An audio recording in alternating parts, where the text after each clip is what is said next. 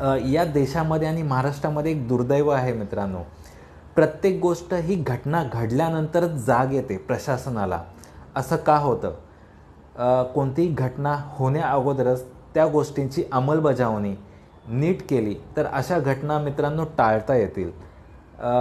आज प्रशासन खरंच सांगतोय झोपलेलं आहे.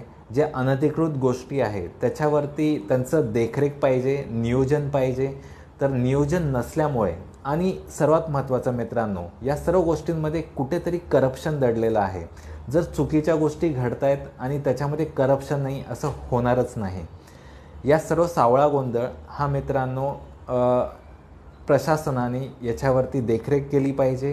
काहीतरी चांगल्या गोष्टी केल्या पाहिजेत. ज्या अनधिकृत गोष्टी आहेत अशा गोष्टी परत घडू नये त्याच्यासाठी त्यांनी चांगला प्रयत्न केला पाहिजे. त्याच्यावरती कारवाई केली पाहिजे.